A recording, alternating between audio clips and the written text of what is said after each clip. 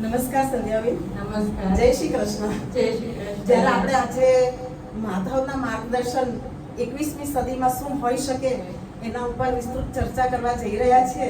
બરાબર. તો શ્રી કૃષ્ણ ભગવાનનું નામ લઈને આપણે શરૂઆત કરીએ તો એ વધુ યોગ્ય રહેશે. સરસ. સંધ્યાબેન, એક આજના જમાનાની જે પરિસ્થિતિ છે, દરેક માનવીઓને કંઈક ને કંઈક ટેન્શન તો હોય જ છે. જેમ કે ઘણી વખત કોઈ ભૂતકાળની ઘટનામાં ડૂબેલા હોય કે પછી વર્તમાનનો મોહ હોય એમને, અને ઘણીવાર ભવિષ્યનો ભય પણ લાગતો હોય છે. તો આ સમયે ભક્તિ કરવી ખૂબ જરૂરી છે, અને એ ભક્તિ થકી જ શક્તિ મળે છે. અને એ સમયે ઘણી વખત આપણને એમ પણ વિચાર આવે છે કે શ્રી કૃષ્ણ ભગવાનના તો કેટલા બધા કામો છે, હજારો કામ, અને એમના હજારો નામ. તો ભક્તિ કયા સ્વરૂપમાં કરવી? પૂર્ણ પુરુષોત્તમ રીતે, ભગવાન તરીકે, કે મહામાનવ તરીકે? સરસ.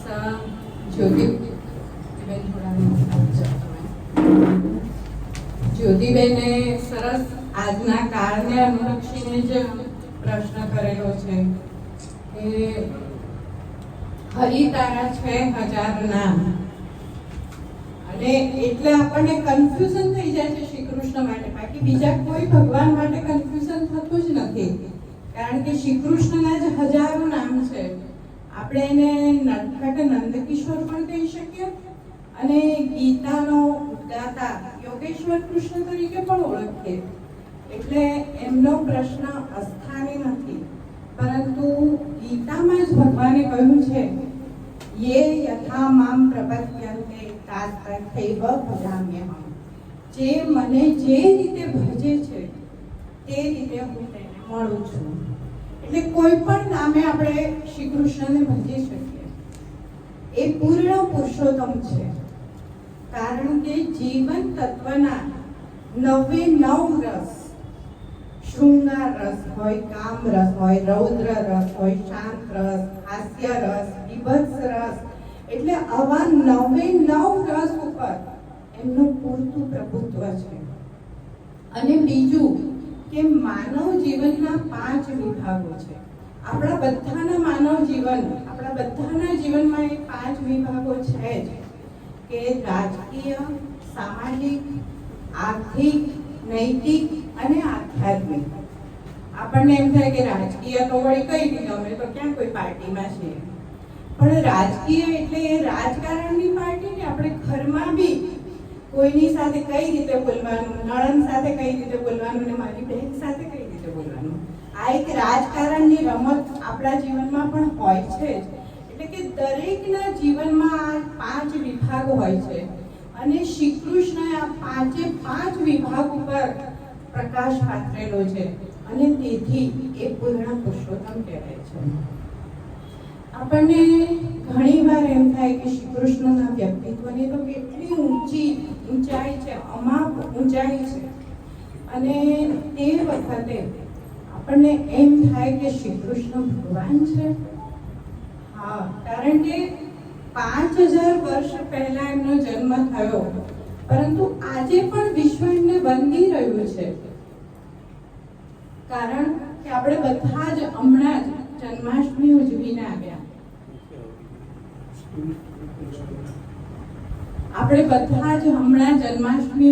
આવ્યા.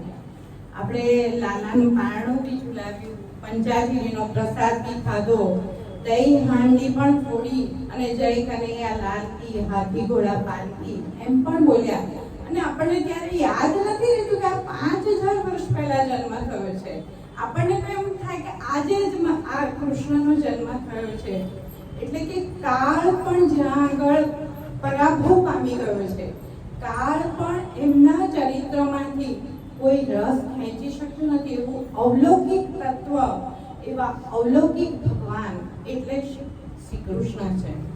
અને ભગવાનનો અર્થ પણ એ એમના શ્રી કૃષ્ણમાં સ્પષ્ટ થાય છે કે ભગ ધાતુ, સંસ્કૃતમાં ભગ શબ્દના 6 અર્થ છે.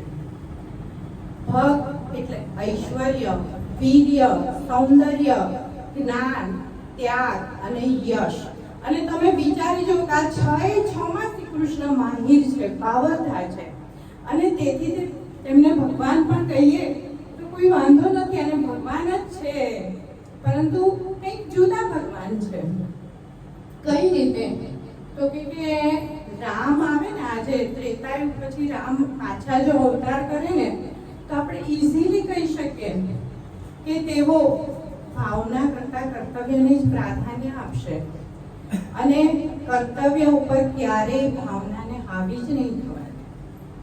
ઈસુ ખ્રિસ્ત પણ 2000 વર્ષ પછી આજે ફરીથી આવે ને, તો એમનો સંદેશો આપણને ખબર જ હોય કે એ એવું જ કહેશે કે કોઈ તમારા એક ગાલ ઉપર તમાચો મારે તો બીજો ગાલ ધરવાનો. એટલે કે પ્રેમ અને કરુણાનો જ એમનો સંદેશો આજે પણ હોય. પણ શ્રી કૃષ્ણ એકદમ અનપ્રેડિક્ટેબલ ગોડ કહેવાય. એમના વિશે આપણે કશું કલ્પી જ ના શકીએ, કારણ કે કઈ ક્ષણે શું કરશે, શું વિચારશે અને શું એમનું વર્તન હશે, આપણે કશું વિચારી જ ના શકીએ. એમના માટે કશું કલ્પી જ ના શકીએ. આપણી કલ્પનાથી પરે ભગવાન છે, અને તેથી જ એમના જીવનમાં આપણે વિવિધ વિરોધી બધી પ્રવૃત્તિઓ આપણે જોઈ રહ્યા છે કે ચીર હરે પણ ખરા અને ચીર પૂરે પણ ખરા.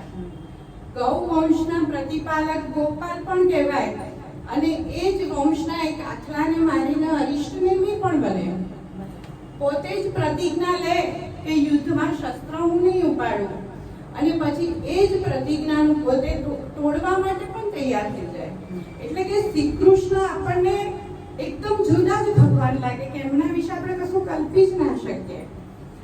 પરંતુ એ જે કંઈ કરે છે એ ધર્મના દાયરામાં રહીને કરે છે, ન્યાય અને નીતિના પરિઘમાં રહીને કરે છે, અને તેથી એ અસત્ય બોલે પણ અકારણ નહીં, તેઓ શૃંગાર કરે પણ વિલાસ નહીં, તેઓ યુદ્ધ પણ કરે પણ હિંસા નહીં, તેઓ શરારત કરે પણ શરાફત છોડીને ક્યારેય નહીં.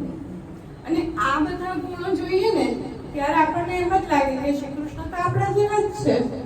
અસત્ય બી બોલે છે, તોફાન બી કરે છે, કપટ પણ કરે છે, અને રાસલીલા કરે છે, મજા બી કરે છે. એટલે શ્રી કૃષ્ણ એક મહામાનવ પણ લાગે કે આપણી નજીક જ લાગે શ્રી કૃષ્ણ. અને એક અદ્ભુત વિલોભનીય અને વિલક્ષણ ચરિત્ર એટલે શ્રી કૃષ્ણ કે જે ઇન્ટિગ્રેટેડ પર્સનાલિટી ધરાવે.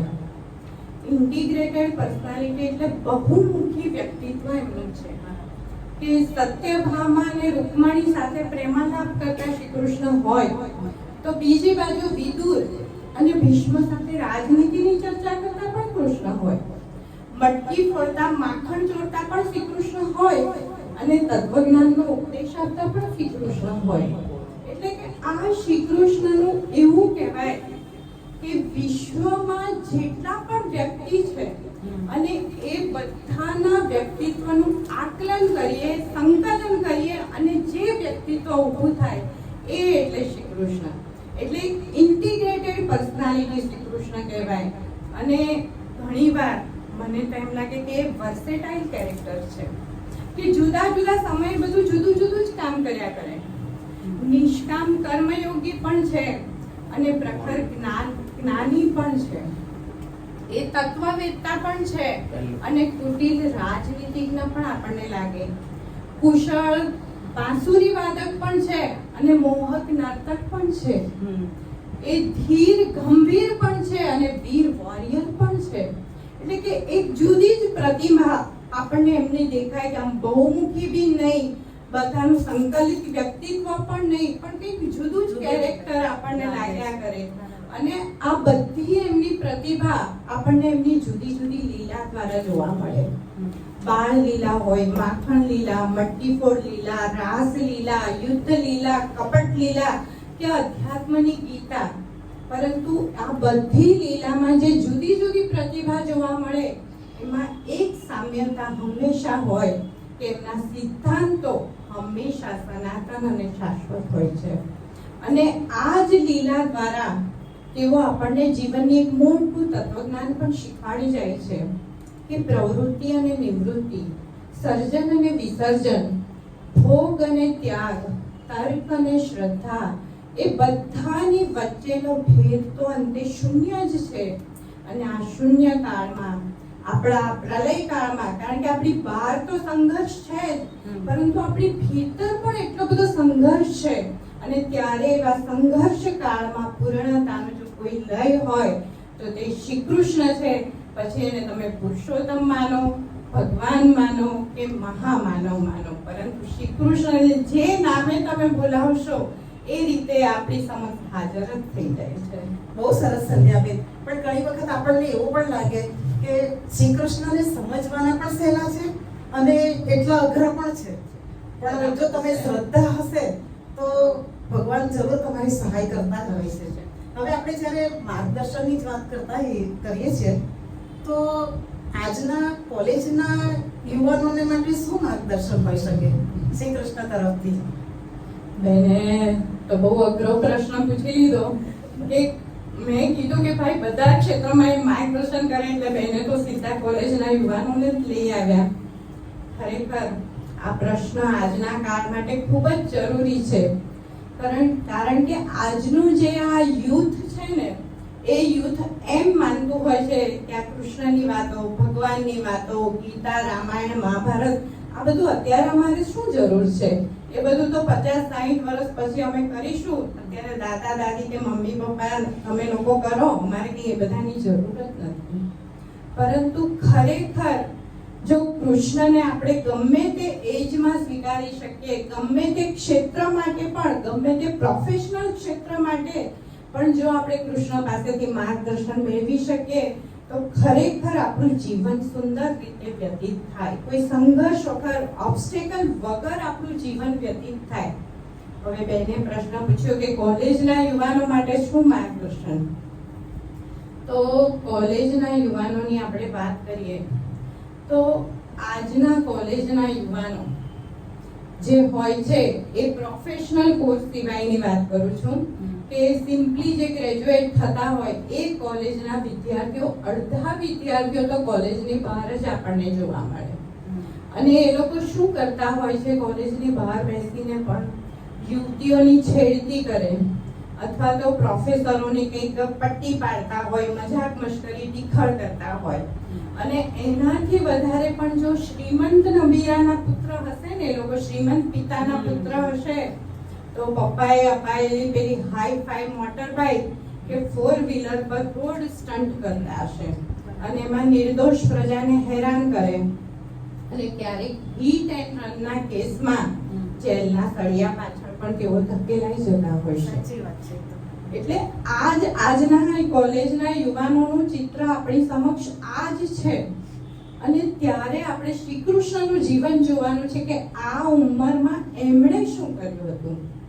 શ્રી કૃષ્ણ પાસે પણ બાપી કી મિલકત મથુરા આવી હતી, પરંતુ એમણે મથુરાનું રાજ્ય નાના ઉગ્રસેનને સોંપી દીધું અને પોતાના કાંડાના કંવત ઉપર એમણે સોનાની દ્વારિકા ઊભી કરી. અને જ્યારે પોતાના કાંડાના કંવત ઉપર જે સોનાની દ્વારિકા ઊભી કરી અને દ્વારિકાના રાજા બન્યા, ત્યારે વિદર્ભ દેશની કોઈ સુંદર, સુશીલ, સંસ્કારી, બ્યુટીફુલ અને ઇન્ટેલિજન્ટ એવી રૂકમણીએ તેમને સામેથી લવ લેટર લખ્યો. અને એટલું જ નહીં, રૂકમણીએ એમને મેરેજની પ્રપોઝલ પણ મૂકી. એટલે શ્રી કૃષ્ણ અહીંયા અત્યારે કોલેજના યુવાનોને એ કહે છે કે તમે કેરિયર ઉપર ફોકસ થાઓ. તમે તમારા કાંડાના બળે તમારી કારકિર્દી જાતે ઘડો. તમારી ક્ષમતાથી તમારું સ્ટેટસ ઊભું કરો, તમારું સફળતા તમે ઊભી કરો, તમારું પોતાનું એમ્પાયર તમારી જાતે ઊભું કરો તો યુવતીઓની લાઈન લાગી જશે. અને એટલે સ્ટેટસ બનાવવા માટે રોડ સ્ટન્ટ કરવાની જરૂર નથી, પરંતુ તમારી સ્કિલથી તમે સફળતા હાસિલ કરો, એમ શ્રી કૃષ્ણ કહે છે. અને બીજી વાત કે આજે કોલેજના યુવાનોમાં ડિપ્રેશન ખૂબ આવી જાય છે. આપણે પેપરોમાં પણ વાંચતા હોય છે કે સાવ નાની નાની ક્ષુલ્લક બાબતોમાં એ લોકો આત્મહત્યાને એવું કરી લેતા હોય છે. કે સાવ એટલે સાવ કેવી નાની બાબત હોય કે કોઈ ફેસબુકમાં પોસ્ટ મૂકી અને એમાં ઓછી લાઇક્સ મળે તો પણ નિરાશ થઈ જાય. પછી કંઈક સ્ટોરી કે સ્ટેટસ અપલોડ કરે અને એમાં ગમતી વ્યક્તિની કમેન્ટ્સ ના આવે ને તો પણ નાસીપાસ થઈ જાય. અને જ્યારે પોતે કંઈક વાત કરે છે અને સામેવાળી વ્યક્તિએ અસ્વીકાર કરે, પોતે કંઈક પ્રપોઝલ મૂકે અને સામેવાળી વ્યક્તિએ નકારે, ત્યારે તો જાણે આભ તૂટી પડ્યું હોય ને એવું થાય છે. અને એ વખતે પછી એ લોકો રેલવેના પાટા શોધવા નીકળી પડે, T20ની બોટલ શોધવા નીકળી પડે છે. સાચી વાત. એટલે કે સાવ આવી નાની બાબતોમાં એ લોકો ડિપ્રેશનમાં આવી જાય. અને બીજું કોલેજમાં શું થતું હોય છે કે પ્રેમમાં પડ્યા એમ કહેવાય કે યુવાન અને યુવતી સાથે હોય એટલે આપણે કહીએ કે ફોલ ઇન લવ, પરંતુ ત્યાં જ આપણે પ્રેમનું અવમૂલ્યન કરે છે. પ્રેમમાં પડવાનું હોતું નથી. પ્રેમ તો એક ઉર્જા છે, શક્તિ છે, તાકાત છે. તે માણસને આગળ લઈ જાય, માણસને પ્રેરણા આપે. પરંતુ અહીંયા આગળ એ લોકો જ્યારે પ્રેમમાં પડે છે અને પછી પ્રેમ નિષ્ફળ જાય છે ત્યારે પછી એ લોકો પાછા ડિપ્રેશનમાં આવી જાય છે. અને હવે વખતે શ્રી કૃષ્ણએ શું બતાવ્યું આપણને એ જોવાનું છે. કે શ્રી બોલો. હા, એટલે તમે અત્યારે જે આપણે જે કોલેજના યુવાનો માટેની જે વાત કરો છો તો મને યાદ આવે છે કે હમણાં થોડા સમય પહેલા જ આપણે બધાએ ફ્રેન્ડશિપ ડેની ઉજવણી કરી. હજી કોલેજની આ વાત થોડી બાકી રહી છે બેન. તમને પછી તો હું અચ્છા, આ ફ્રેન્ડશિપની વાત પછી કરીએ આપણે. Okay. એટલે કે અને ત્યારે શ્રી કૃષ્ણએ શું કર્યું હતું કે એમણે પણ પ્રેમ કર્યો જ હતો. ગોકુળ વાસીઓ ઉપર પ્રેમ કર્યો હતો, ગોકુળની ગોપી ઉપર, ગોકુળના ગોવાળો ઉપર, ગોકુળની ગાયો ઉપર, ગોકુળની ભૂમિ ઉપર, નંદ અને યશોદા ઉપર અનહદ પ્રેમ કર્યો હતો એમણે. અને એ લોકોએ પણ શ્રી કૃષ્ણ પર પારાવાર પ્રેમ કર્યો હતો. પરંતુ એકવાર ગોકુળ છોડ્યા પછી તેઓએ પાછા ફરીને ક્યારેય ગોકુળ તરફ જોયું નથી. મારું ગોકુળ કહીને ક્યારેય વતન પ્રેમમાં હિજરાયા નથી કે નિરાશ બન્યા નથી. રાધા કે ગોપીના વીરમાં દેવદાસ કે દારૂડિયા બન્યા નથી. પરંતુ હંમેશા નવા સાથી, નવા સોબતી, નવા સંગી, નવી સફર, નવી યાત્રા સાથે નવી મંજિલ તરફ જ આગળ વધ્યા છે. એટલે કોલેજના યુવાનોને તે એમની આજની ભાષામાં કહેવું હોય ને તો શ્રી કૃષ્ણ મૂવ ઓન. અહીંયા જિંદગી તમારી થંભી જતી નથી. આગળ હજી એક સુંદર ભવિષ્ય તમારું રાહ જુએ છે એ સમજાવે છે. તો આપણને પાછો પ્રશ્ન તો એમ થાય કે તો શું પ્રેમ નહીં કરવાનો? શ્રી કૃષ્ણ તો લવ ગુરુ છે, પ્રેમ કરવાની એમણે ક્યારેય ના પાડી જ નથી. પરંતુ એમણે એમ કીધું છે કે પ્રેમ અને મોહ વચ્ચેનો ભેદ તમે સમજો. કારણ કે પ્રેમ છે એ ક્યારેય કર્તવ્યની આડે આવે જ નહીં. પ્રેમ છે ક્યારેય બંધન કરતા નીવડે જ નહીં. તેથી તમે પહેલા પ્રેમને ઓળખો, પ્રેમની ઊંચાઈ તપાસો, એના ઊંડાણમાં ઝાંકો અને પછી જો તમને લાગે કે આ મારો પ્રેમ સાચો છે તો એને મેળવવા માટે પ્રચંડ પુરુષાર્થ પણ કરો. એની શ્રી કૃષ્ણએ ક્યારેય ના જ નથી પાડી. અને આ એમણે એમના જીવનમાં કરીને પાછું બતાવ્યું છે કે એમનો પૌત્ર અનિરુદ્ધ, એ અનિરુદ્ધ બાણાસુરની કન્યા ઉષાને પ્રેમ કરતો હોય છે. અને એ માટે એ બંનેના મેળાપ કરાવવા માટે આ દાદા શ્રી કૃષ્ણ શંકર ભગવાન સાથે યુદ્ધ કરે છે અને પછી એ ઉષાને અનિરુદ્ધ સાથે પરણાવે છે. તે જ રીતે પોતાની બહેન સુભદ્રાનું કઈ રીતે હરણ કરવું એના બધા આઈડિયાઝ અર્જુનને આપે છે. અને રૂકમણીએ જે લવ લેટર લખ્યો હતો એના બદલામાં એ એનું અપહરણ પણ કરી જાય છે અને પછી એની સાથે મેરેજ પણ કરે છે. એટલે શ્રી કૃષ્ણ એમ કહે છે કે પ્રેમ કરો પણ સાચા પ્રેમને તમે ઓળખો. એટલે શ્રી કૃષ્ણ માટે પ્રેમ એ ક્યારેય પ્લાનિંગ નથી. પ્રેમ એ કોઈ વ્યૂહરચના નથી. પ્રેમ એ કોઈ સ્ટ્રેટેજી નથી. પરંતુ પ્રેમ સહજ હોવો જોઈએ, પારદર્શક હોવો જોઈએ. એટલે આજના કોલેજના યુવાનોને શ્રી કૃષ્ણ બે વાતો પર ધ્યાન રાખવાનું કહે છે કે એક તો તમે કેરિયર ઉપર પહેલા ફોકસ થાઓ અને જે પ્રેમના લફરામાં પડો છો એ સમજી લો, જાણી લો કે આ પ્રેમ સાચો છે તો પછી એને મેળવવાનો પ્રયત્ન કરો. બાકી તમારી જિંદગી બરબાદ ન કરો, એમ કહે છે શ્રી કૃષ્ણ. બસ એટલે તમે ઘણી સરસ આ કોલેજના યુવાનો માટે પછી બધી વાતો કરી અને એટલે જ મને આ ફ્રેન્ડશિપ ડેનો પણ યાદ આવ્યો કે શ્રી કૃષ્ણ ભગવાન આપણા ફ્રેન્ડ પણ બની શકે. અને મને એક કિસ્સો પણ અત્યારે યાદ આવે છે, વાંચેલો કિસ્સો છે કે જ્યારે સુદામાએ પ્રશ્ન પૂછ્યો શ્રી કૃષ્ણ ભગવાનને કે દોસ્તીનો અર્થ શું, ત્યારે કૃષ્ણ ભગવાને કહ્યું કે જ્યાં અર્થ હોય ત્યાં દોસ્તી ક્યાં હોય છે. તો આજના યુવાનો માટે આપણે ફ્રેન્ડશિપ ડે માટે શ્રી કૃષ્ણ ભગવાન શું કહી શકે?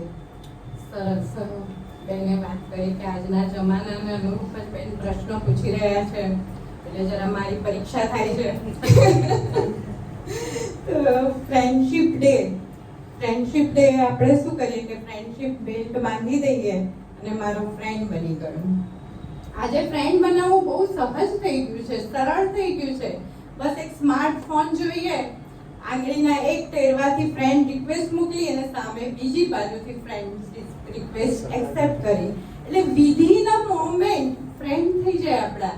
અને આપણે પાછા પોરસાતા પણ હોઈએ કે ફેસબુકમાં તો મારા ફ્રેન્ડ લિસ્ટમાં 700 જણ છે, પરંતુ ક્યારેય આપણે એવું વિચાર્યું છે કે આ ફ્રેન્ડ એ મારી ફેસની બુક વાંચી શકે છે? આ ફ્રેન્ડ જ્યારે હું દુઃખ અને આપત્તિમાં હોઉં છું ત્યારે મારી સાથે ફેસ કરવા માટે ઊભો રહે છે? આજે ફ્રેન્ડશિપ એ સોશિયલ મીડિયા પૂરતી જ થઈ ગઈ છે, પરંતુ ક્યારેય કોઈ ફ્રેન્ડના ખભે આપણે માથું મૂકી શકીએ એવો ફ્રેન્ડ હોય છે ખરો? અને જે આપણા ખભા ઉપર હાથ પસવારીને એમ કહે કે વોટ્સએપ ફ્રેન્ડ શું છે મિત્ર, શેનું દુઃખ છે એવું પૂછનાર કોઈ મિત્ર છે?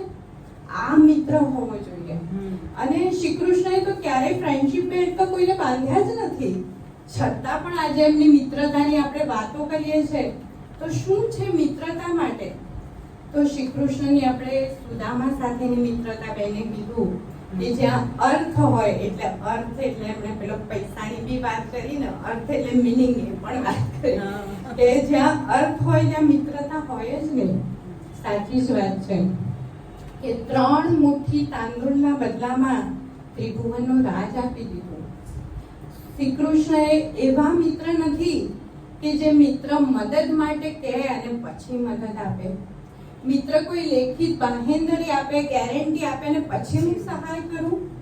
શ્રી કૃષ્ણ એવા મિત્ર નથી, પરંતુ જે મિત્રના મૌનમાં પણ શબ્દો વાંચી શકે છે એવા સંવેદનશીલ મિત્ર છે. અને મિત્ર એ નથી કે જ્યારે મિત્રની આંખમાં આંસુ આવે ત્યારે ટિશ્યુ પેપર લઈને ઊભો રહે. મિત્ર તો એ છે કે જે મિત્રની આંખમાં આંસુ જ ના આવવા દે. અને શ્રી કૃષ્ણએ આ કર્યું છે કે તેમણે સુદામાને મદદ કરી, પણ એના સ્વમાનને હણ્યા વગર, એના આત્મગૌરવને અકબંધ રાખીને કરી છે.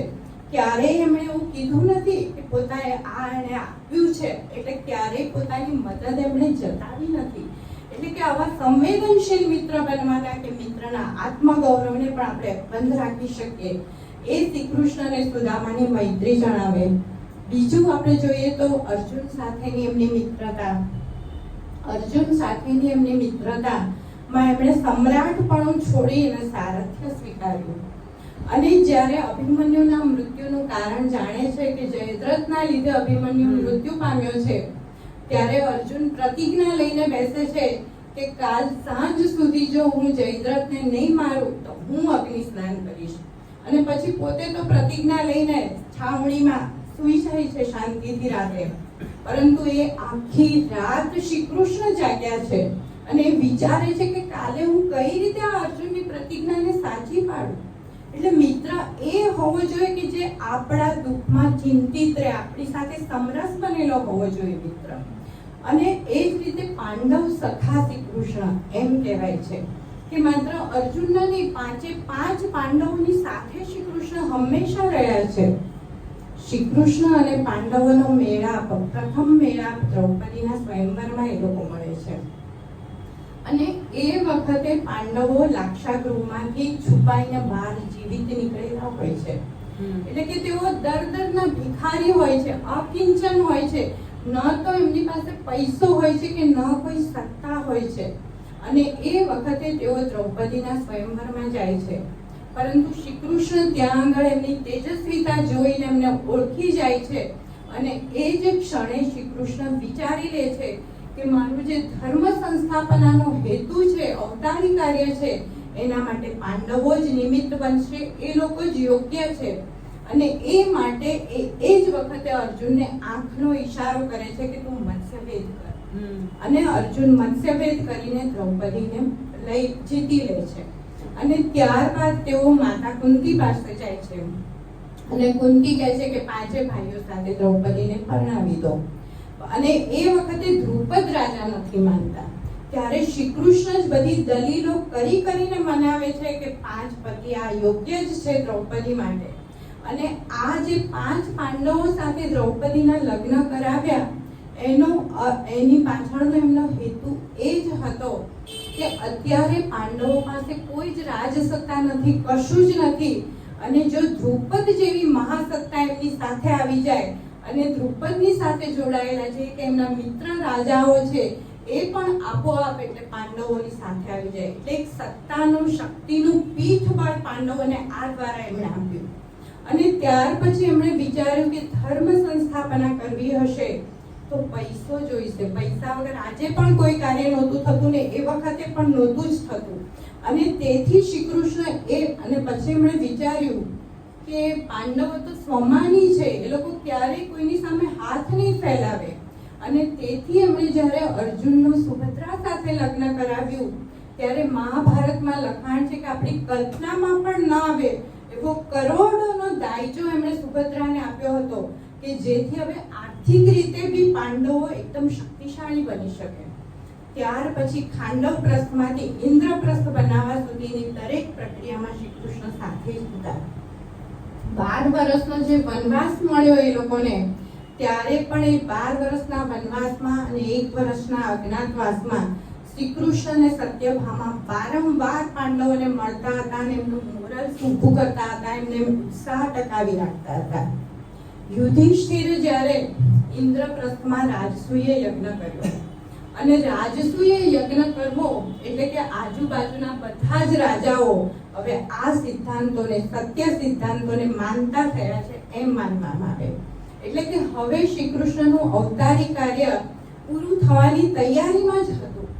પરંતુ એ જ વખતે યુધિષ્ઠિરની એક ભૂલ થાય છે અને એમનું અવતારી કાર્ય 13 વર્ષ પાછું ઠેલી જાય છે.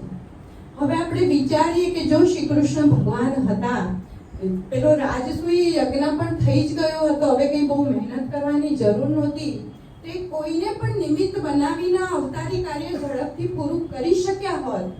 પરંતુ તેમણે એવું ન કર્યું. એમણે 13 વર્ષ પાંડવોની રાહ જોઈ.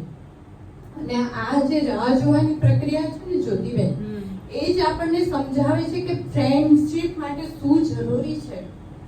ફ્રેન્ડની સ્થિતિ બદલાય, મિત્રની સ્થિતિ બદલાય, પરિસ્થિતિ બદલાય, પરંતુ મિત્ર પરનો વિશ્વાસ ક્યારેય બદલાવો ના જોઈએ.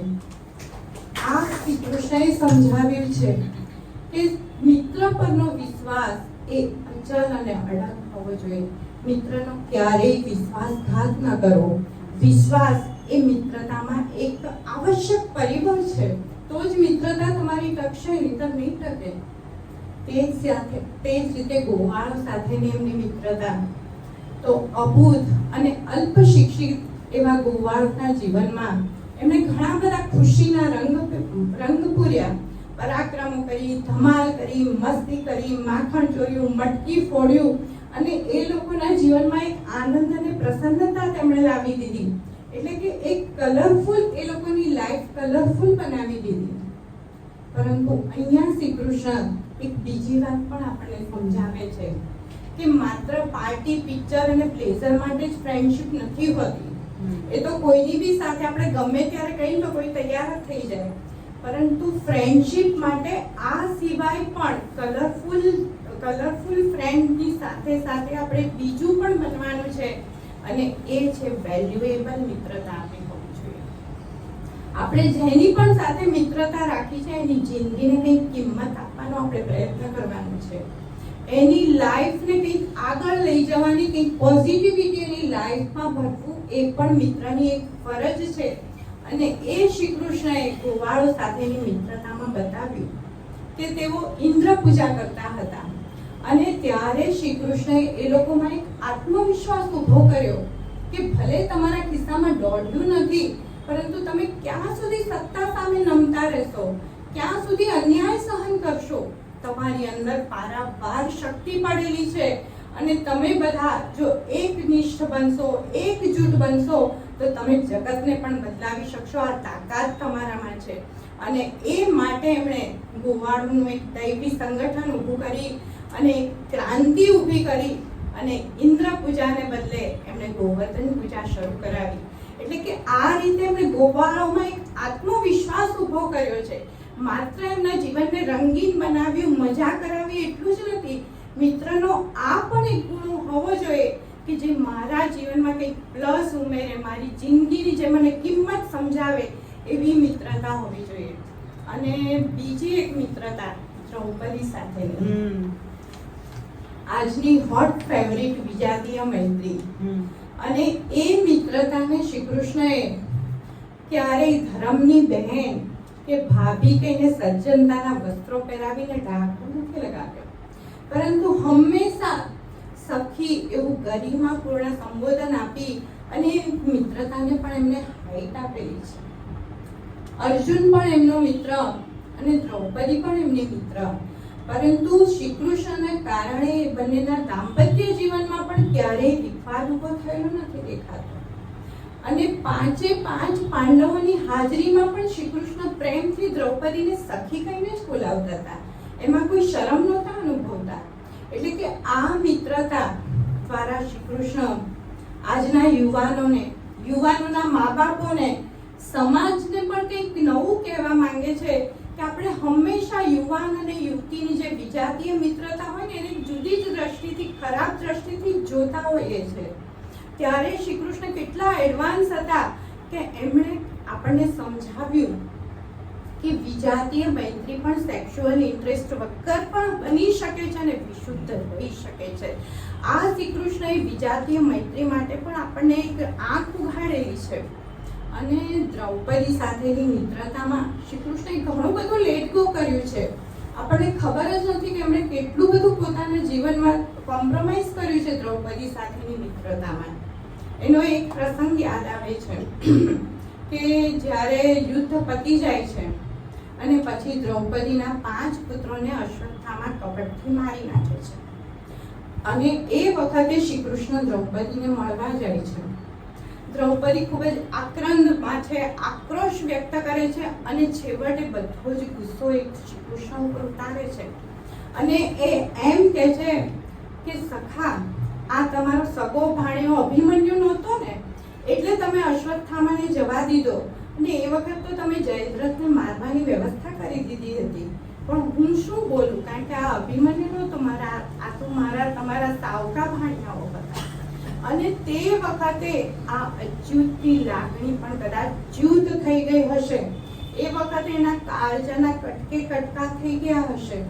કારણ કે જ્યારે આપણને બહારની વ્યક્તિ કંઈ બોલે ને ત્યારે જ્યોતિબેન એટલું ન લાગે, પરંતુ જ્યારે આપણી અંદરની આપણી અંગત વ્યક્તિઓ બોલે અને જેના માટે કે જે હર પળ હર ક્ષણ દ્રૌપદીની મદદ માટે દોડ્યા છે, એ સખી આજે આવું કહે છે. એના ચીર પૂરવા માટે 5 પતિઓ હોવા છતાં એ જ કામે લાગ્યા હતા. દુર્વાસાનો શ્રાપ હતો ત્યારે પણ શ્રી કૃષ્ણએ જ અક્ષય પાત્ર આપીને મદદ કરી હતી દ્રૌપદીને.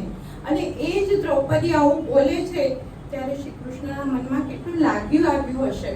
પરંતુ એ વખતે ખામોશ હોય છે. અને તેમની આ ખામોશી જ આપણને એક સંદેશ આપી જાય છે મિત્રતા માટેનો, કે ખુલાસાઓ ક્યારેય ન કરો. મિત્રને એની જરૂર નથી અને શત્રુને સાંભળવાના નથી. કારણ કે જે આપણા મિત્ર છે, જે આપણા અંગત છે, એનો જ્યારે ક્રોધનો આવેશ ઓછો થશે, ગુસ્સો ઓછો થશે, ત્યારે એને સત્ય વિના ખબર પડશે અને ત્યારે એને પસ્તાવો થશે. પરંતુ અત્યારે જો ખુલાસા કરીશું તો સામે શબ્દો અને પ્રતિશબ્દોની ઝડીપા સાવ મિત્રતા તૂટી જશે. એટલે ક્યારેય મિત્ર સાથે અણબનાવ થાય, મિસઅન્ડરસ્ટેન્ડિંગ થાય, ત્યારે ક્યારેય ખુલાસા નથી કરવાના. આ શ્રી કૃષ્ણ આપણને જુદી જુદી મિત્રતા દ્વારા સમજાવે છે. ખરેખર સંધ્યાબેન, એક મેં ફક્ત તમને ફ્રેન્ડશિપ માટે પૂછ્યું અને એમાં તમે એટલી સરસ સુંદર વિસ્તૃત માહિતી રજૂ કરી અને ખરેખર આપણને શ્રી કૃષ્ણ ભગવાન પણ એમ દ્વારા એક સંદેશ એ રીતે મળે છે કે આપણે આજના જમાનામાં લોકો સ્વાર્થી બની જાય છે, સારથી નથી બનતા. શ્રી કૃષ્ણ ભગવાન એમ કહે છે કે તમે તમારા મિત્રના સારથી બનો, સ્વાર્થી નહીં બનો. તો ખૂબ સરસ માહિતી રજૂ કરી ફ્રેન્ડશિપ માટેની. જ્યારે આપણે યુવાનો માટેની વાત કરી અને આ ફ્રેન્ડશિપ માટેની વાત કરી, તો હવે મને પ્રશ્ન એ થાય છે કે બાળકો માટે પણ તો કોઈ અને કિશોરો માટે પણ કોઈ માર્ગદર્શન હોઈ શકે ને શ્રી કૃષ્ણ ભગવાન? શું કહે છે 21મી સદીનું? જ્યોતિબેન તો સરસ બધા પ્રશ્નો તૈયાર કરીને આવ્યા છે. શ્રી કૃષ્ણની આખી બાળ લીલા એટલે જ બાળકો માટેનું માર્ગદર્શન છે કે એમની બાળ લીલા જોઈએ, તેમના પરાક્રમો જોઈએ બાળપણમાં, તો એ દ્વારા બાળકોમાં કયા ગુણો સંચિત કરવા જોઈએ એ બધું જ આપણને શ્રી કૃષ્ણ એમની બાળ લીલા દ્વારા સમજાવી જ રહ્યા છે. અને પેરેન્ટિંગ કે બાળ ઉછેર માટે પણ શું જરૂરી છે એ પણ આપણને એમના જીવનમાંથી જોવા મળે છે, સમજવા મળે છે. તો આજે યુવાન અને યુવતી હોય એ માતા પિતા તો બની જાય છે, પરંતુ માતા પિતા તો બની જાય છે, પરંતુ પછી એ બાળકનો ઉછેર કેમ કરવો એ એમને ખબર નથી હોતી. અને તેથી શું કરે છે, આપણે બધાએ આ જોયેલું જ છે કે બાળક જમતું ના હોય, બાળક તોફાન કરતું હોય તો મોબાઈલ પકડાવી દેવામાં આવે, બાળક રડતું હોય તો ટીવીનું રિમોટ આપી દેવામાં આવે છે. અને આ ઉંમરના બાળકોના લંચ બોક્સ આપણે તપાસીએ. આ ઉંમર એટલે હું 1 થી 7 વર્ષ જ કહું છું, શિશુ અવસ્થા. અને એવું કહેવાય છે કે એ વખતે બાળકની સ્વાદેન્દ્રિય પણ હજી પૂરેપૂરી વિકસિત નથી થઈ હોતી. એટલે મમ્મી જે આપે ને એ જ પ્રેમથી બાળક ખાતું હોય છે. પરંતુ આ ઉંમરના બાળકોને આપણે લંચ બોક્સ પણ તપાસીએ ને તો આપણને એમાં કુરકુરે મળે, વેફર્સના પેકેટ મળે, બ્રેડ બટર હોય કે મેગી હોય એવું જ જોવા મળે છે. અને ત્યારે શ્રી કૃષ્ણ પોતાની બાળ લીલા દ્વારા આપણને સમજાવે છે કે બાળ ઉછેર માટે 2 બાબતો મહત્વની છે: સાત્વિક આહાર અને શારીરિક રમત. અને એમણે ગોકુળનું કોઈ પણ બાળક મઈ, માખણ, દૂધ, ઘીથી વંચિત ન રહે એ માટે તો માખણ લીલા અને મટકી ફોડ લીલાની આખી જેહાદ જગાવી એમણે. અને શારીરિક સ્વાસ્થ્ય માટે પણ એમણે મેદાની રમતોને પ્રાધાન્ય આપ્યું. ગોવાળોને લઈને દૂર દૂર સુધી ગાયો ચરાવવા જવાનું, એટલે ઓટોમેટિક શરીરની કસરત થઈ જાય. કેડી દડો રમવાનું, પછી મલ્લ સાથે કુસ્તીમાં, અખાડામાં કુસ્તીના દાવપેચ શીખવાના. એટલે આ દ્વારા એમણે બાળકોના શારીરિક સ્વાસ્થ્ય ઉપર પણ એમણે ભાર મૂકેલો છે. અને બીજી વાત કહીએ તો એમણે બાળ લીલામાં ઘણા બધા પરાક્રમો કર્યા છે. એટલે કે ઘણા બધા અસુરોને માર્યા છે. સક્ટાસુર, ધેનુકાસુર, દ્રોણાવર્ત, કાલિય નાગને નાથ્યો, ઇન્દ્ર સામે બળવો પોકાર્યો, કેશી નાગને માર્યો. એટલે કે પૂતનાને મારી, સૌથી નાની વયે પૂતનાને 2 મહિનાની ઉંમરે પૂતનાને મારી. એટલે કે આ બધા પરાક્રમો દ્વારા એ એવું સમજાવવા માંગે છે કે બાળપણથી જ બાળકમાં નિર્ભયતાના તમે બીજ રોપો. જો બાળક બાળપણથી જ નિર્ભય બનશે ને તો આગળ એના જિંદગીમાં એ કોઈ પણ પરિસ્થિતિથી ગભરાશે નહીં. અને ચાઇલ્ડ સાયકોલોજીસ્ટ પણ એવું જ કહે છે કે 1 થી 7 વર્ષની ઉંમરમાં બાળકોનું જે રીતે ઘડતર કરવામાં આવે છે એ એને જીવન પર્યંત યાદ રહે છે. અને એ એના જીવનને આકાર આપવામાં પણ ખૂબ મહત્વનો ભાગ ભજવે છે. એટલે આ રીતે જો બાળકનું શારીરિક સ્વાસ્થ્ય, માનસિક રીતે પણ એને મજબૂત બનાવીશું તો ખરેખર એ બાળકનું ભવિષ્ય પણ સારું થશે. અને બીજી એક વાત પણ યાદ આવે છે કે શેરિંગ કરતા એમણે શીખવાડ્યું છે. વહેંચતા શીખો, વહેંચીને ખાતા શીખો. એ પણ એમણે બાળપણની જ લીલાઓ દ્વારા બતાવ્યું છે આપણને. બાકી જો એમને માખણ ખાવું હતું તો એ તો હેડમેન ઓફ વિલેજ, ગામના સરપંચ કહેવાય નંદ રાજા, એમના કુંવર હતા, તો એમના ઘરે તો કોઠીઓની કોઠીઓ ભરેલી હતી દહીં, દૂધ અને માખણથી. તો પછી એમને જ ખાવું હોત તો શા માટે માખણ ચોરીને એવું બધું કરત? એટલે એમણે શેરિંગ શીખવાડ્યું છે કે એકલા નથી ખાવાનું, બધાને સાથે રાખીને ખાવાનું છે. અને આજે બાળક જ્યારે એકલો હોય છે ને ત્યારે એનામાં પોઝેસિવ વૃત્તિ આવી જાય છે કે આ મારું છે, મારું છે. કોઈની સાથે શેર નથી કરતા, પરિણામે સ્વાર્થી બની જાય છે અને એકલ પેટો થઈ જાય છે, આપણે આપણી ભાષામાં કહીએ ને તો એ. અને આ એકલાપણું જે એનામાં ઇગોસેન્ટ્રિકતા આવી જાય છે ને, એ આગળ જતા એનામાં ડિપ્રેશન લાવે છે કે કોઈ પણ વસ્તુ એને જ્યારે મળતી નથી હોતી અથવા બીજું લઈ જાય છે ત્યારે એનામાં ડિપ્રેશન આવી જાય છે. એટલે આ બધી બાબત શ્રી કૃષ્ણ શીખવાડે છે કે બાળકોમાં આ બધું હોવું જોઈએ, બાળપણથી જ હોવું જોઈએ. અને જેનું શારીરિક સ્વાસ્થ્ય સરસ, માનસિક સ્વાસ્થ્ય સરસ, જે રાષ્ટ્રની ભાવિ પેઢીનું, એ જ રાષ્ટ્ર પણ વિકાસ કરી શકે છે. સાચી વાત અને છે. કિશોર અને કિશોરીઓનું ટાઈમ છે ને અને કિશોર અને કિશોરી માટે, એટલે કિશોર અને કિશોરી એટલે ટીન એજ ઉંમર કહેવાય કે 7મા 8મા 9મા 10માં જે છોકરાઓ ભણે છે એને આપણે કિશોર અને કિશોરી કહીએ. હવે આ ઉંમરમાં એમની બુદ્ધિનો થોડો વિકાસ થયો હોય છે, મેચ્યોરિટી તેમનામાં આવતી હોય છે અને જગતની સાથે તે લોકો થોડો સંબંધ પોતાની જાતે રાખતા થાય છે. તો ત્યારે એ લોકોને શું હોય છે કે દુનિયાવી ચીજોનો મોહ થવા માંડે છે. એમને એમ થાય કે મને સારો મોબાઈલ જોઈએ, સારી બાઇક જોઈએ, મને તો બ્રાન્ડેડ શૂઝ અને કપડાનો પણ ક્રેઝ થતો જાય. અને તેથી આ પૂરું કરવા માટે એ પપ્પાને ખોટા બહાના બતાવે કે મને તો બાઇક. હવે આ જ વાત ટીનેજ શ્રી કૃષ્ણના સંદર્ભમાં વિચારીએ કે શ્રી કૃષ્ણ ભગવાને જ્યારે કંસને માર્યા ત્યારે તેમની ઉંમર લગભગ ટીનેજ 14 વર્ષની જ હતી. કંસને મારીને મથુરાનું રાજ્ય તેમની પાસે આવીને ઊભું હતું. મથુરાની પ્રજા પણ શ્રી કૃષ્ણ રાજા બને તેમાં રાજી હતી, પરંતુ શ્રી કૃષ્ણે મથુરાના રાજનો તાજ નાના ઉગ્રસેનના માથા પર મૂક્યો અને પોતે સાંદીપની ઋષિના આશ્રમમાં જ્ઞાન મેળવવા ચાલી નીકળ્યા. એટલે કે અહીંયા આગળ શ્રી કૃષ્ણે ઐશ્વર્ય કરતા અભ્યાસને, વૈભવ કરતા વિદ્યાને પ્રાધાન્ય આપી અને કિશોરોને માર્ગદર્શન પૂરું પાડ્યું છે કે આ ઉંમરમાં જ્ઞાન પ્રાપ્તિ એ જ તમારા જીવનનું લક્ષ્ય હોવું જોઈએ. અભ્યાસ એ જ જીવનનું ધ્યેય આ ઉંમરમાં હોવું જોઈએ. અને આશ્રમમાં પણ શ્રી કૃષ્ણ ગયા, સાંદીપની ઋષિના આશ્રમમાં, અને ત્યાં એમણે નંદના કુંવર ગામના મુખીના પુત્ર હોવા છતાં જ તેમણે બધું જ કામ જાતે કર્યું છે. રસોઈ કરે, પાણી ભરે, કપડાં ધુવે, ગુરુજીના પગ દબાવે અને વરસતા વરસાદમાં જંગલમાં લાકડા કાપવા પણ જાય. બધું જ તેઓ જાતે કરતા. એટલે કે અહીં તેઓ વિદ્યાર્થીઓને, આ ટીનેજ ઉંમરના બાળકોને સ્વાશ્રયી બનવાનો સંદેશ આપે છે. તેમણે શ્રમનું મહત્વ શું હોઈ શકે તે કિશોર ઉંમરથી જ બાળકને પ્રસ્થાપિત કરવું જોઈએ તે આપણને સમજાવ્યું છે.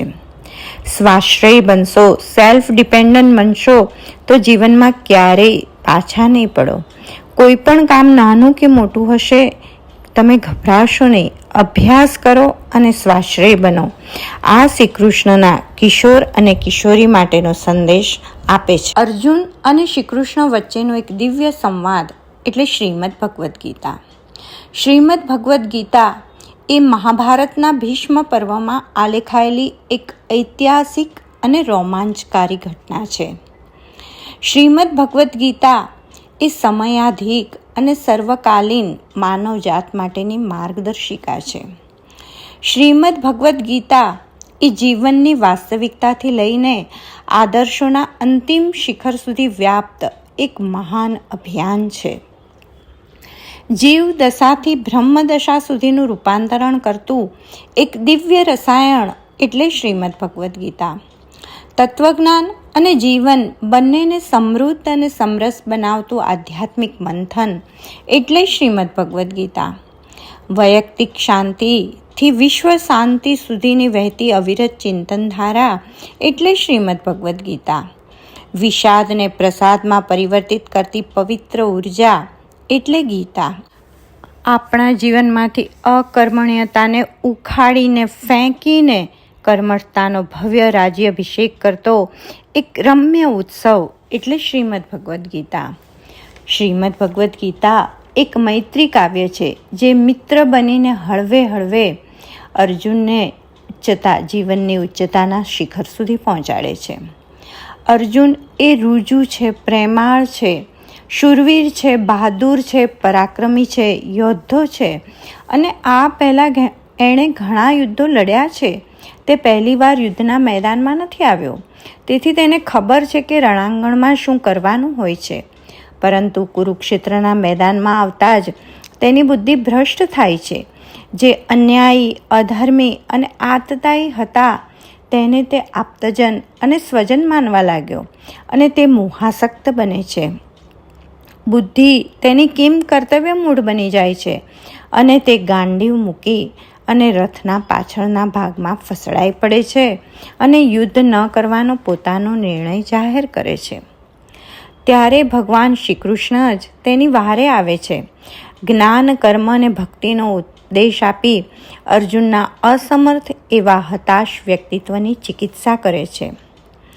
પહેલા અધ્યાયમાં જે અર્જુન ગાંડીવમ સંસ્રતે, મારા હાથમાંથી ગાંડીવ સરકી જાય છે એવું કહેનારો અર્જુન ગીતાના 18મા અધ્યાયમાં એ જ ગાંડીવની પ્રત્યંચાનો ટંકાર કરી કરીશે વચનન તવનો જયઘોષ કરતો દેખાય છે અને પોતાની દ્રઢ કર્તવ્યનિષ્ઠા બતાવી યુદ્ધ માટે નિશ્ચયાત્મક પગલાં ભરવા પણ તૈયાર થઈ જાય છે. આ જ ગીતાની તાકાત છે. તે બેઠેલાને ઊભો કરે, ઊભેલાને ચાલતો કરે અને ચાલતાને દોડતો કરે છે. આ ગીતા એ માત્ર દ્વાપર યુગના અર્જુન માટે નહોતી, કારણ કે અર્જુન તો યુગે યુગે થાય છે. આજના કલયુગના માણસની મનોસ્થિતિ, આપણી મનોસ્થિતિ પણ અર્જુન જેવી જ છે. અનંત આકાંક્ષાઓ, અસંભવ ઈચ્છાઓ, ઘોર અશાંતિ, અઠંગ ભ્રમણાઓ, અગણ્ય વ્યાકુળતાઓ, ગુંગળાવતી હતાશા, અનિશ્ચિત ભવિષ્ય અને પતનકારી વિષાદ. અને વિષાદની આ ઘોર પળોમાં કર્તવ્ય પાલનના ક્ષેત્રમાંથી નાસી છૂટવા માટે દેખાવમાં ન્યાયી અને પ્રામાણિક લાગે તેવી તર્કયુક્ત દલીલો પણ આપણે શોધી કાઢીએ છીએ. પરંતુ આ પ્રકારની પલાયનવાદી મનોવૃત્તિ એ આપણા જીવનને છિન્ન ભિન્ન કરી નાખે છે. એ આપણને સ્વધર્મ સમજાવી અને જીવનનું સાચું પથદર્શન ત્યારે શ્રી કૃષ્ણનું આ દિવ્ય ગાન આપણને કરાવે છે. આપણા જેવા સાંસારિક માણસો કે જે આર્થિક, વ્યવહારિક અને સામાજિક વિટંબણાઓથી ઘેરાયેલા છે તેને ગીતાકાર કહે છે સુખે દુઃખે સમય ગ્રોતવા, કોઈ પણ સ્થિતિમાં સ્થિરતા અને ધીરતા સંચિત કરવાની વાત કરે છે. જીવનમાં હતાશ અને નિરાશ થયેલા માણસને મમે વાંશો જીવલોકે કહીને તેજસ્વી બનાવે. પોતાની જાત પરનો વિશ્વાસ ગુમાવી બેઠેલા માણસને ઉદ્ધરેદ આત્માનામ વસાદ કહી તારો ઉદ્ધાર તું જ કરી શકે છે એમ કરી અને તેનો આત્મવિશ્વાસ ઊભો કરે છે. યુક્તાહાર વિહારસ્ય કહી સંયમનું મહત્વ સમજાવે અને ન ત્વમ શોચિતું મર્હસી, ન ત્વમ શોચિતું મર્હસી, ન ત્વમ શોચિતું મર્હસી એમ વારંવાર કહી અને મગજમાં ઠોકી બેસાડે છે કે તું શોક કરવા જન્મ્યો જ નથી તો શા માટે શોક કરે છે? જિંદગીમાં શોક કરવા જેવું કશું છે જ નહીં અને પ્રત્યવાયો ન વિદ્યતે, જીવનમાં કોઈ પ્રોબ્લેમ જ નથી. બસ તારા જીવનને એક રમત માની અને તુષ્યંતી ચ રમંતી, આનંદથી તું જીવનને એક રમત સમજીને જીવન વિતાવ. ગીતાનું જે સૌથી છેલ્લું વાક્ય છે એ ગીતાનું વૈશિષ્ટ્ય છે. એ બીજા બધા ગ્રંથ કરતા ગીતાને સૌથી ઉપર મૂકી દે છે. ભગવાને અર્જુનને જ્ઞાન, કર્મ અને ભક્તિનો ઉપદેશ આપી દીધો, વિશ્વરૂપ દર્શન પણ બતાવી દીધું. તો પછી ભગવાન કહી શકે કે હવે બહુ ચર્ચાઓ ન કર, બહુ પ્રશ્નો ન કર, તું યુદ્ધ કરવા માટે તૈયાર થઈ જાય, સમય શું કામ વેડફે છે? પરંતુ તે વખતે ભગવાન કહે છે યથેચ્છસી તથા કુરુ, તને યોગ્ય લાગે તેમ કર, તારી બુદ્ધિમાં બેસે તું સ્વીકાર, પછી નિર્ણય કર.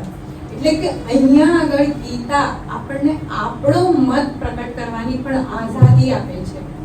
ફૂલ લિબર્ટી અને ફૂલ ફ્રીડમ ગીતા આપણને આપે છે. આપણા જીવનનું રિમોટ ગીતાકાર એમની પાસે નથી રાખતા.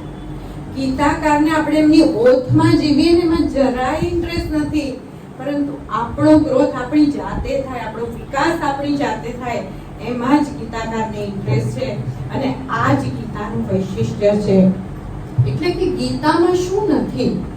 ગીતામાં શરીર વિજ્ઞાન છે, મનોવિજ્ઞાન છે, તત્વજ્ઞાન છે, સમાજશાસ્ત્ર છે, જીવન જીવવાના સોનેરી કિમિયાઓ પણ ગીતામાં આપેલા છે. અને આજના સાંપ્રત કાળમાં જો સૌથી મોટી ગીતાની કોઈ પ્રસ્તાવના હોય તો એ છે કે ગીતા આપણને આપણી સાથે જોડે છે. સ્વયં આપણે બહારની દુનિયા સાથે તો એટલા બધા જોડાયેલા છે અને એના માટે આપણે ખોટી દોડાદોડી, ધાંધલ ધમાલ બધું જ કરી ચૂક્યા છે. અને આપણી આજુબાજુ આપણે અહમના, વિત્તના, સત્તાના, કીર્તિના એટલા મોટા મોટા કિલ્લાઓ ચણી દીધા છે ને, ત્યારે આ ગીતાકાર આપણને હળવે હળવે આપણને એમાંથી બહાર કાઢે છે. અને જીવનની ઊંચાઈએ પણ સાવ નાની નાની વાતોથી આપણને પહોંચાડે છે. ગીતામાં ક્યાંય કોઈ મોટી વાત નથી કે તપસ્યા કરો, સંન્યાસ લો, સંસાર છોડો, ખાવાનું છોડો, ભોગ ન ભોગવો, મોજ શોખ ન કરો. આવી કોઈ વાત ગીતાએ બતાવી નથી. અને તેથી આપણે ગીતાને કંઠસ્થ તો કરીશું જ, પરંતુ સાથે સાથે આત્મસ્થ પણ કરી અને આપણા જીવનને આપણે ઉન્નત બનાવીશું. આજે આર્ટિફિશિયલ ઇન્ટેલિજન્સનો જમાનો છે, એટલે કે આ આર્ટિફિશિયલ ઇન્ટેલિજન્સની પાછળ બધા પાગલ બનેલા છે. અને ત્યારે ગીતાકાર આર્ટિફિશિયલ કે વર્ચ્યુઅલ ઇન્ટેલિજન્સને બદલે આપણી ભીતર રહેલા એક એકચ્યુઅલ, એક ડિવાઇન ઇન્ટેલિજન્સ સાથે આપણી ઓળખાણ કરાવે છે. આજે જીપીટી અને જીચેટ એ લોકો વાપરતા રહ્યા છે, ત્યારે આ શ્રીમદ ભગવદ્ ગીતા આપણને જી ચેટની આગળ એચ ચેટ, હ્યુમન ચેટિંગ અને આઈ ચેટ એટલે કે ઈશ્વર સાથેના ચેટિંગનું એક પાવરફુલ નેટવર્ક પૂરું પાડે છે. તો આજથી જ આપણે બીજું બધું સર્ફિંગ કરવાને બદલે બસ ગીતાને જ આપણા જીવનમાં અપનાવીશું અને પ્રસાદમ અધિગચ્છતિ, પ્રસન્નતા તરફ જ આપણા જીવનની ગતિને લઈ જશું. ત્યારે આજનું આ વક્તવ્ય એનો અર્થ સરશે. એટલે કે આપણે જન્માષ્ટમીએ પંચાજીરી નહીં ખાઈએ તો ચાલશે, લાલાનું પારણું નહીં ઝુલાવીએ તો ચાલશે, મંદિરે નહીં જઈએ તો ચાલશે, પરંતુ આપણી ભીતર આ કૃષ્ણ વિચારનો જો એક દીવો પણ પ્રગટાવીશું તો આપણે એ સાચી જન્માષ્ટમી ઉજવી કહેવાશે. જય શ્રી કૃષ્ણ.